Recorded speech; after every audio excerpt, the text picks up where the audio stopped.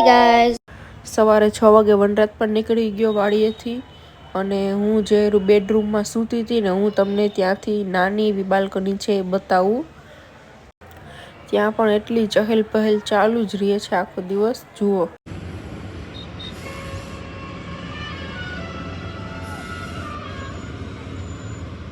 એક બિલ્ડિંગમાં 14 થી 15 ફરતી એપાર્ટમેન્ટો છે. આ હોલ છે ને ત્યાંથી જે બાલ્કની પડે છે ને, ગ્રાઉન્ડ ફ્લોરમાં જુઓ ગાર્ડન દેખાય છે. જો અત્યારે બધા વોકિંગ કરે છે, નાના બાળકોને રમાડવા આવે, લસરપટ્ટી હિંચકા એવું બધું પણ છે, પણ અહીંયાથી તો નથી દેખાતું. એટલું સરસનું ગાર્ડન છે, જુઓ એટલું ફરતી બધી એપાર્ટમેન્ટો. જો હું ઘણી વખત તડકામાં બહાર બેસવા એવી, કેમ કે ઠંડી લાગે છે મને અને થોડી ધૂપ છે એટલે બહાર બેસવા એવી મારો મે ટાઈમ લઉં છું. શિયાળામાં એટલી ઠંડી લાગતી હોય અને સવારે થોડો તડકો જે આવે ને તો તડકામાં બેસવાની એટલી મજા આવે ને.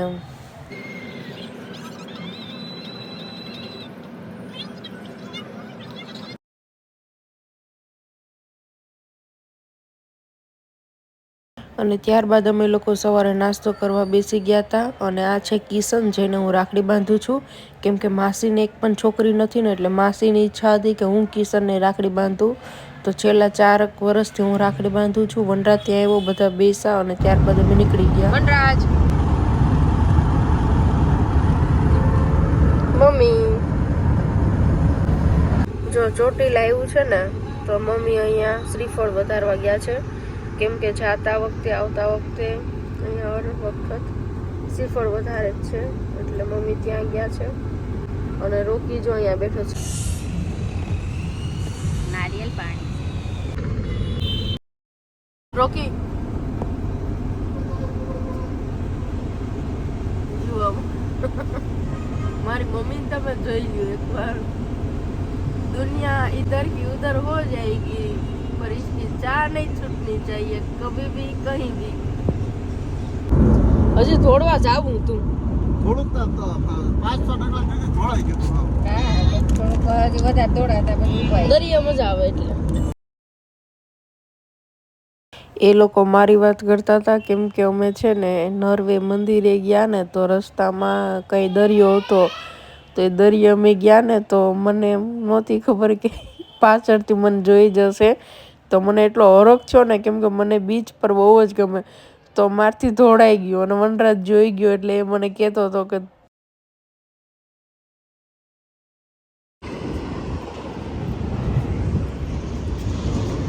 જો અહીંયા ગાડી રાખી છે નાસ્તા માટે. આલે રોકી. અમારો રોકી તો વીઆઈપી થી આમ વધારે જિંદગી હાઈફાઈ જીવે. જો બિસ્લેરી સિવાય પાણી ના પીવે.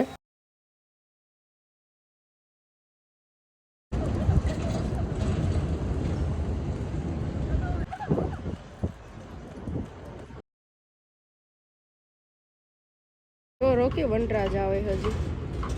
જો વનરાજ આવે છે.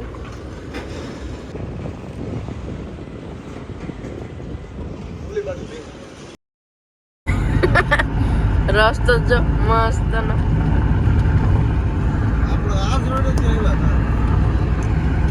આપણા કાંતા ફુરાવા તો અહીંયા. મારી મમ્મીએ જો સેલ્ફી ચાલુ કરી અને એને ખબર નહોતી કે હું પાછળથી વિડીયો કેપ્ચર કરું છું. નરસિંહ મામાને જ મોકલવાનો છે આ વિડીયો. ના ના,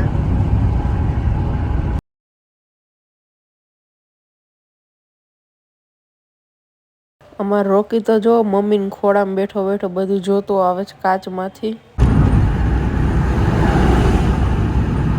મેં આજે છે ને 1-2 વખત નાસ્તો કર્યો હતો ને ત્યારબાદ છે ને હું પછી ગાડીમાં સૂઈ ગઈ હતી ને તો હોટલમાં જમવા પણ નહોતી ઉતરી અને પછી ડાયરેક્ટ 5 વાગે ઉઠી. એટલે હવે ત્યારે વિડીયો ચાલુ કર્યો. અને ભરૂચ પાસે એટલી ટ્રાફિક જામ હતી ને, એટલી ટ્રાફિક જામ હતી આજે.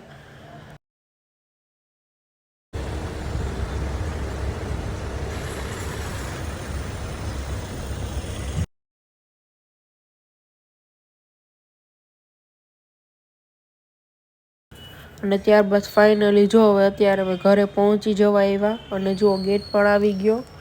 શિયાળાના લીધે 6 સાડા 6 થાય ને તો અંધારું થઈ જાય છે. અને જુઓ હવે અમે ગેટે પહોંચ્યા ને તો મને કુલદીપ અને કુંજલ બહુ યાદ આવ્યા, કેમ કે જો એ બંને હોય ને તો એટલા ઠેકડા મારે, એટલી ચીસો નાખે ને.